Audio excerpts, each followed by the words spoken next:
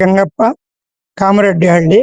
ನಮ್ಮ ಸ್ಕೂಲ್ ಮಕ್ಕಳಿಗೆ ಮೊದಲಿಂದ ನಾನು ಅನ್ಕೊಂಡಂಗೆ ನನ್ನ ಮೊಮ್ಮಗಳ ಹೆಸರು ವರ್ಣ ಶಿಕ್ಷಣ ಟ್ರಸ್ಟ್ ಅವ್ರ ಹೆಸರಿನಲ್ಲಿ ಈಗ ಮಕ್ಕಳಿಗೆಲ್ಲಾನು ಕೈಲಿ ಇರೋದು ಸಹಾಯ ಮಾಡ್ತಾ ಇದ್ವಿ. ಏನೇನ್ ಕೊಟ್ರಿ?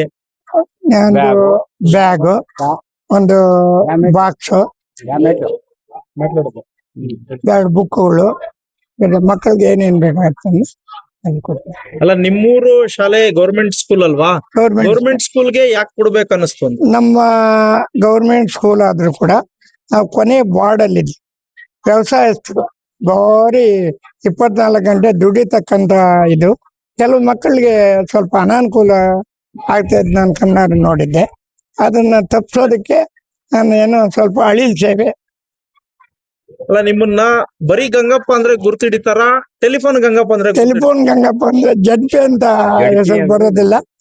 ಟೆಲಿಫೋನ್ ಗಂಗಪ್ಪ ಅಂತ ಟೆಲಿಫೋನ್ ಇಲಾಖೆಯಲ್ಲಿ ಇದ್ದಿದ್ರಿಂದ ಟೆಲಿಫೋನ್ ಗಂಗಪ್ಪ ಅನ್ನೋದೇ ಎಲ್ಲಾ ಕಡೆನೂ ಹೆಸರುವಾಸಿ. ರಾಜಕೀಯದವರು ಎಕ್ಸ್ ಜಡ್ಪೆ ಅಂತ ಹೇಳ್ತಾರೆ. ಈಗ ಈ ವರ್ಷಕ್ಕೆ ಮಕ್ಕಳಿಗೆ ಪುಸ್ತಕ, ಬ್ಯಾಗು, ಪೆನ್ಸಿಲ್ ಏನೋ ಕೊಟ್ಟಿದ್ದೀರಾ. ಈ ಸೇವೆ ಪ್ರತಿ ವರ್ಷ ಹಂಗೆ ಮುಂದುವರಿಸ್ತೀರಾ ಹೇಗೆ? ಮುಂದುವರಿಸಬೇಕು ಅನ್ನೋ ಅಭಿಲಾಷೆ ಇದೆ.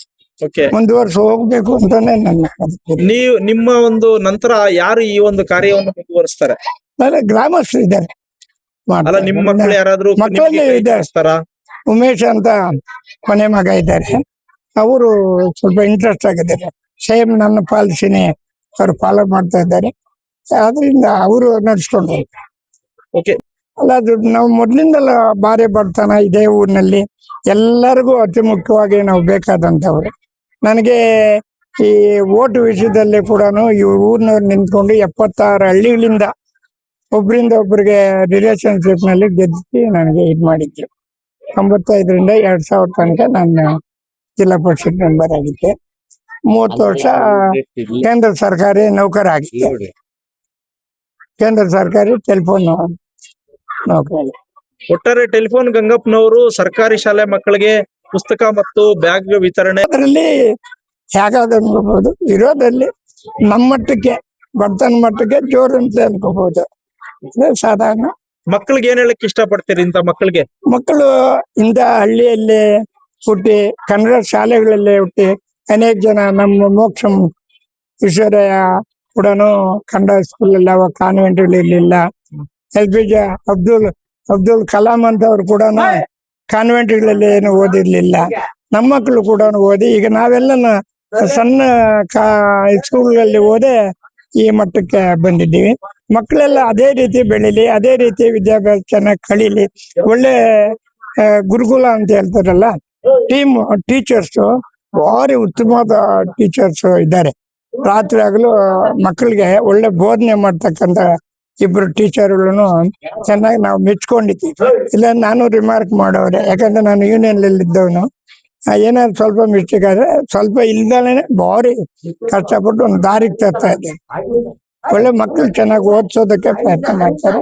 ಚೆನ್ನಾಗಿ ಓದ್ಲಿ, ಅವರು ಬುದ್ಧಿವಂತರಾಗ್ಲಿ, ದೇಶ ಸೇವೆ ಮಾಡೋದಕ್ಕೆ ರಾಜಕೀಯದಲ್ಲಿ ಕೂಡ ಹೋಗ್ಬೋದು. ಒಳ್ಳೊಳ್ಳೆಯವರೆಲ್ಲ ಅವಾಗ ಕಾನ್ವೆಂಟ್ ಇರ್ಲಿಲ್ಲ, ಏನಿಲ್ಲ, ಸಣ್ಣ ಸ್ಕೂಲಿಂದಾನೇ ದೊಡ್ಡವರಾಗಿದ್ದಾರೆ. ನಮ್ಮೂರಿನವರು ಅದೇ ರೀತಿ ದೊಡ್ಡವರಾಗ್ಲಿ ಅಂತ ನಾನು. ಹಿರಿಯ ಪ್ರಾಥಮಿಕ ಶಾಲೆ ಕಾಮರೆಡ್ಡಿಹಳ್ಳಿ. ಇದೇ ರೀತಿ ಈ ಗ್ರಾಮಾಂತರ ಪ್ರದೇಶದಲ್ಲಿ ಬಹಳ ಹಿಂದುಳಿದಿರ್ತಕ್ಕಂತ ಜನ ಇದ್ದಾರೆ. ಮಕ್ಕಳಿಗೆ ಕೆಲವು ಅಗತ್ಯ ಸಾಮಗ್ರಿಗಳು ಕೊಡೋದಕ್ಕೂ ಶಕ್ತಿ ಇರೋದಿಲ್ಲ. ಅಂತ ಮಕ್ಕಳಿಗೆ ಕೊಟ್ಟು ಈ ಒಂದು ಪಠ್ಯಪುಸ್ತಕ, ಬ್ಯಾಗು, ನೋಟ್ ಪುಸ್ತಕ ಇವೆಲ್ಲ ಕೊಟ್ಟು ಪ್ರೇರೇಪಣೆ ಮಾಡೋದ್ರಿಂದ ಮುಂದೇನು ಕೂಡ ಜನ ಹೆಚ್ಚಿನಾಗಿ ಸರ್ಕಾರಿ ಶಾಲೆಗಳಿಗೆ ಸೇರೋದಕ್ಕೆ ಅವಕಾಶ ಇರುತ್ತೆ ಅಂತ ಹೇಳ್ಬಿಟ್ಟು ನಾವು ಹೇಳ್ತಾ ಇದ್ದೀವಿ. ಸರ್, ಇದು ನಿರೀಕ್ಷೆ ಮಾಡ್ತೀವಿ ಅಂದ್ರೆ ಮಕ್ಕಳು ಸೇರಿದಂತೆ ಎಲ್ಲಾನು ಇನ್ನು ಬೇರೆ ಬೇರೆ ಪಾಠೋಪಕರಣಗಳು, ಪೀಠೋಪಕರಣಗಳು ಇಂಥವನ್ನ ಕೊಟ್ಟರು ಕೂಡ ಒಳ್ಳೇದು ಅಂತ ಹೇಳ್ಬಿಟ್ಟು ನಾವು ಹೇಳ್ತಾ ಇದ್ವಿ. ಈ ತರದ ಒಂದು ಸೇವೆಗಳು ಸರ್ಕಾರಿ ಶಾಲೆಗಳಿಗೆ ಸಿಗೋದು ತುಂಬಾ ಅಪರೂಪ. ಈಗ ನಿಮ್ಮ ಶಾಲೆಗೆ ಸಿಕ್ಕಿದೆ, ಹೇಗೆ ಅನಿಸ್ತಿದೆ ಸರ್? ತುಂಬಾ ಖುಷಿಯಾಗಿದೆ ಸರ್. ಇದೇ ರೀತಿ ಇಂಥ ಪುಣ್ಯಾತ್ಮರು ಬಂದು ಹಳ್ಳಿಗೂ ಕೂಡ ಶಾಲೆಗಳಿಗೆ ಕೊಟ್ರೆ ಸರ್ಕಾರಿ ಶಾಲೆಗಳು ಮುಂದೆ ಬರೋದಕ್ಕೆ ಪ್ರಗತಿ ಅನುಕೂಲ ಆಗುತ್ತೆ.